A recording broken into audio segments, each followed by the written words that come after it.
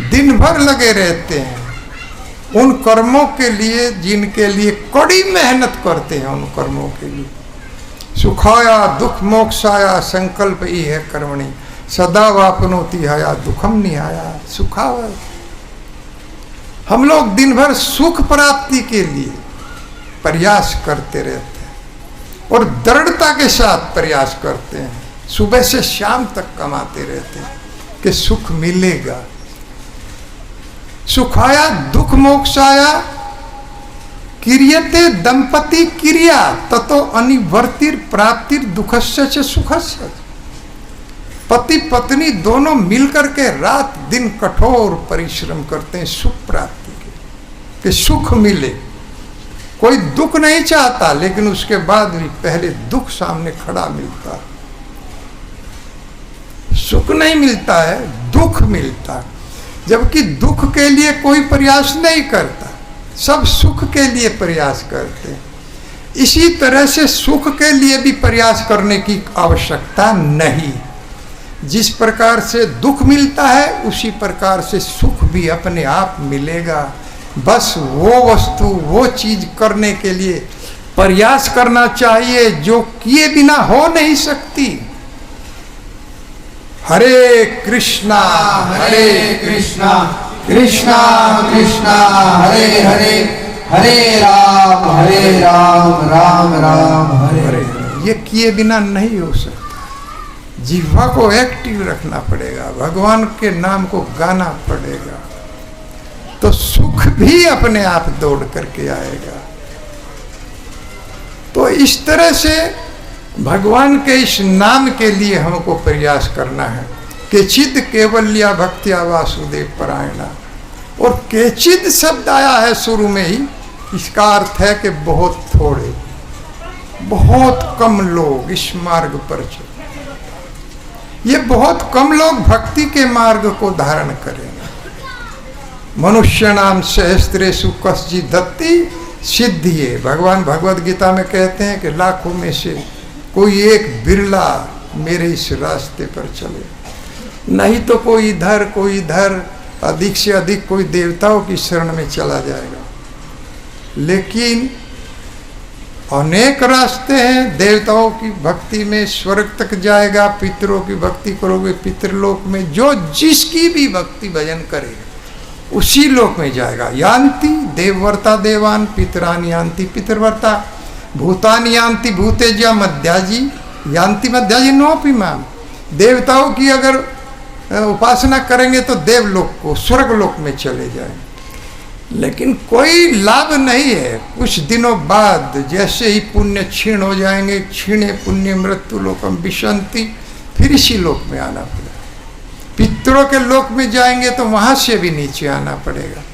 भूत प्रेतों के लोक में जाएंगे तो वहां से भी, तांत्रिक लोग भूत प्रेतों के लोक में चले जाते हैं, वहां से भी उनको गिरना पड़ता है।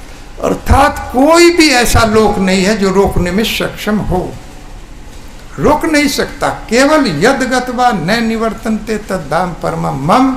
हे अर्जुन, एक धाम मेरा ऐसा है जहां जाकर के कोई वापस नहीं आता। वो मेरे लोक में चला जाएगा तो दिव्य शरीर जन्म मरण से मुक्त हो जाएगा। इस जगत के जो कार्यकलाप हैं, आहार निंद्रा भय और मैथुन, क्या है यहाँ? केवल खाना सोना भयभीत रहना और मैथुन भोगों में रत रहना, यही है। इसके अलावा और कुछ जीव करता ही नहीं। सुबह ही निकलता है खा पी करके और शाम को लौट कर आता है थका हुआ, आका फिर खाता है, सोता है, भोग करता है, सुबह ही फिर उठता है, फिर नहा धोकर चला जाता है। कोई ड्यूटी पर जाता है, कोई खेत में जाता है, कोई कहीं जाता है। यही प्रक्रिया है, इसके अलावा और कुछ नहीं है। और हर समय भयभीत रहता। घर में कोई घटना तो नहीं हो गई। एक बच्चा बाहर निकल जाए तो माता पिता चिंतित रहते हैं इस जमाने में कि शाम को घर लौट करके आएगा कि नहीं। जब तक नहीं आता पूछते रहते हैं कहाँ हो कहाँ। हर समय भयभीत रहता है जीव। अरे भगवान कहते हैं कि जरा मरण मोक्षाय मम आश्रित यतन्ति ते ब्रह्म तद्विदु कराशनम अध्यात्मम कर्म चाकिलम। अरे मेरी ओर आओ, मेरी शरण में आओ। मैं जन्म मृत्यु जरा और व्याधि इन सब से मुक्त कर दूं। मेरी शरण में आइए, और जो मेरी शरण में आता है वही वास्तव में ब्रह्म के स्तर पर है, वही जानता है कि मैं आत्मा हूं, और वही कर्म को पहचानता है, क्योंकि कर्म है कृष्ण की शरण में जाना, इसी को कर्म कहा गया। अन्यतर जीव जो भी करता है उसी को कर्म घोषित कर देता है। हम जो भी करते हैं हम तो अपना कर्म कर रहे हैं, लेकिन एक गाय को काटने वाला कसाई भी अपने को कहता है कि मैंने भी कर्म किया, वो उसको कर्म बताता। इसलिए कर्म की वास्तव में क्या पहचान है, बहुत गहराई है, नहीं जान सकते। गहना कर्मणो गति, भगवान कहते हैं भगवद गीता में, कर्मणो हयपि बोधवयम बोधवयम च विकर्मणा, एक कर्मणस्य बोधवयम गहना कर्मणो गति। अरे कर्म क्या है, अकर्म क्या है, विक्रम क्या है, इसको जानने का प्रयास करो, क्योंकि ये बहुत गहराई है कर्म को, जीव जान नहीं पाता। शॉर्ट में मैं बता रहा हूं कि भगवान कृष्ण की शरण में जाना एक ही मात्र कर्म है। तभी हम तभी कहेंगे कि हमने कर्म किया है, हमारे डॉक्यूमेंट्स कंप्लीट हैं। हम लोग ड्यूटी करते थे तो अगर डॉक्यूमेंट्स कंप्लीट नहीं होते थे तो डीएम की मीटिंग में जाने से डरते थे, पता नहीं क्या पूछ ले क्या करें। और अगर हमारे डॉक्यूमेंट्स पूरे नहीं होंगे तो यमराज के यहाँ जाते हुए डरेंगे, क्या कर्म हमने किया है। तो इसलिए कर्म को जानना चाहिए, जिससे हम जवाब दे सके खड़े होके, सर हमने तो ये कर्म किया। ये कर्म गिनती में आएगा ही नहीं जो हम कर रहे हैं, और ये कर्म सारा भगवान से जुड़ जाएगा। अगर भगवान से आप जुड़ गए तो जितना भी हम अपनी खेती करते हैं, जॉब करते हैं, जो भी मेहनत मजदूरी करते हैं, वो सारा भगवान कहते हैं अरे ये तो पूरा दिन मेरा भजन ही करता रहा, क्योंकि वो सारा कर्म समर्पित हो जाता है। यत करोसी यदस्नासी यजहोसी ददासी यत, हे अर्जुन जो भी करो मुझे अर्पण कर लो, इस युद्ध को भी मुझे अर्पण करो, तब युद्ध में सफल हो। तस्मात सर्वेषु कालेषु माम नुस्मर युद्ध च, इस युद्ध में मेरा चिंतन करो। प्रभु कैसे चिंतन करूं, मैं बाण चलाऊं कि तुम्हारा चिंतन करूं? अरे ये कर्म ही मुझे दे दो, मत कर्म परमो भवा, तब ऑटोमेटिकली चिंतन हो जाएगा, क्योंकि तुम मेरे लिए युद्ध कर रहे हो, अपने लिए युद्ध नहीं कर रहे। तो हम जो भी कर्म करते हैं उसमें से अगर कुछ भगवान को अर्पण कर दें तो भगवान के लिए कर्म बन जाता है, उसी से भगवान प्रसन्न हो जाते हैं। भगवान को कोई धन की संपत्ति की आवश्यकता नहीं है। हम लोग पिताजी कुछ सामान लेकर के घर बच्चों के लिए आते हैं, फल वगैरह, उसमें से एक फल शाम को पिताजी की थाली में भी रख दिया तो वो प्रसन्न हो जाएगा, अरे बच्चों ने कितना ध्यान रखा, जबकि वही लेके आया है। हमारे पास जो भी है सब श्री भगवान का है, अपना कुछ भी नहीं, ये शरीर भी अपना नहीं। अगर यही शरीर हम भगवान को दे दें तो भगवान कहते हैं इस अस्थाई शरीर के बदले में अस्थाई शरीर दूंगा जो कभी नष्ट नहीं होता। हरीश्चंद्रो रंति देव तुच्छ व्रति शिवी बलि व्याघ्य कपोतो बहवो हय ध्रुवण ध्रुवम गति। मैंने दिया है, ऐसे उदाहरण है। मैंने हरिश्चंद्र को, जिसने मुझे ये शरीर दे दिया, जिसने शरीर बेच दिया सत्य के लिए, उसको मैंने अस्थाई पद दिया। मैंने रंती देव ब्राह्मण को दिया, मैंने मुर्दुगल को दिया, मैंने शिवी महाराज को दिया, जिसने अपना ये शरीर काट करके तराजू में रख दिया, तोल दिया। शिवी महाराज बलि महाराज को दिया, जिसने मेरे चरणों के लिए अपने शरीर को दिया, और उनको मैंने सबको अस्थाई पद दिया, जन्म मरण से मुक्त कर। वो दोबारा इस जगत में नहीं आते। अगर भगवान का पार्षद कभी आता है, जैसे शिला प्रभुपाद जी, शिला प्रभुपाद भगवान के परिकर हैं, पार्षद हैं, लेकिन उनको जीवों के कल्याण के लिए भगवान कभी कभी भेज देते हैं इस धरा पर। तो किस तरह से उन्होंने प्रचार किया है इस जगत में शिला प्रभुपाद जी ने, वो कभी भी आ सकते हैं और कभी भी जा सकते हैं, उन पर कोई पाबंदी नहीं है।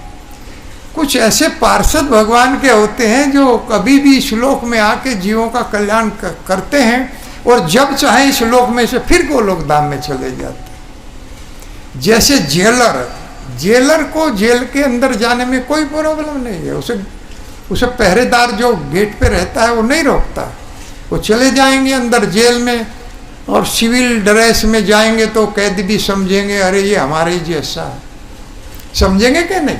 अगर जेलर अपनी ड्रेस में ना हो, कुर्ता पाजामा पैंट पहन करके जाए तो समझेंगे ये भी कोई कैदी घूम रहा है, लेकिन वो कैदी नहीं है, वो जेलर है, उस पर कोई रोक नहीं है, वो जब भी चाहेगा बाहर आ।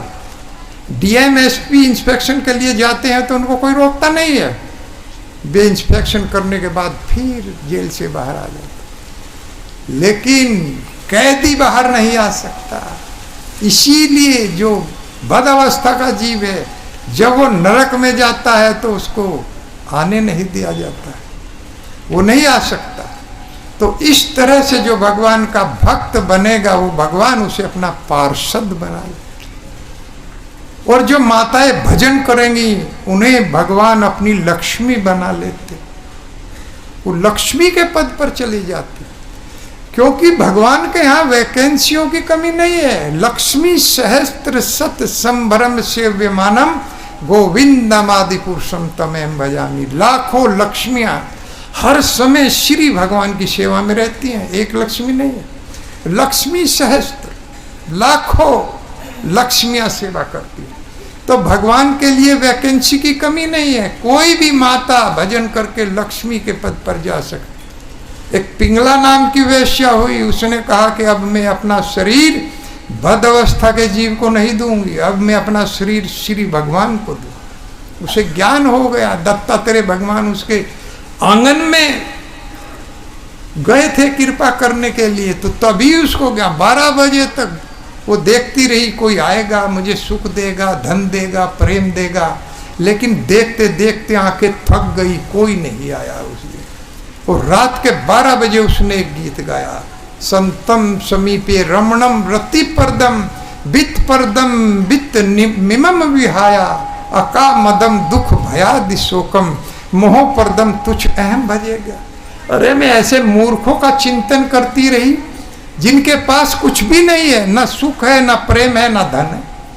अचानक उसको ज्ञान हो गया, इस जगत के लोगों के पास इनमें से कोई वस्तु नहीं है जिससे हम आशा करें, इसीलिए मोग आशा, उनकी आशा निष्फल हो जाती। इस जगत के लोगों के पास ना धन है, ना प्रेम है और ना सुख है, वो सुख नहीं दे सकते, दुख दे सकते हैं। दुख हम सब के पास है, हम एक दूसरे को दुख ही तो दे रहे, सुख नहीं दे सकते। इसीलिए पिंगला ने कहा सुहर्त परष्ट तमोनाथ आत्मा चायम शरीरी नाम विक्रेतात्म नेवाहम रेमेने यथा रमा। अब मैं शरीर श्री भगवान को जो सुहृद हैं, सबके कृपालु हैं, सब पर मित्र हैं, सबके सब पर कृपा करते हैं, उन भगवान को मैं अपना शरीर दूंगी और इस शरीर के बदले उनको खरीद लूंगी, वो मुझे बेच देंगे और फिर मैं उनकी रमा बन जाऊंगी, वो मुझे अपनी लक्ष्मी बना। ऐसे कृपालु और दयालु श्री भगवान है। इसीलिए कोई भी देखिए पतिव्रता स्त्री माता सावित्री हुई जिसने अपने पति को छुड़ा लिया, लेकिन वो भी स्वर्ग तक गई है। लेकिन जो इस नाम को गाएगा वो पतिव्रता स्त्री वैष्णवी बन जाती है, वैष्णवी जो गोलोक धाम में प्रविष्टि पाती है और भगवान उसको अपनी रमा बना लेते। जो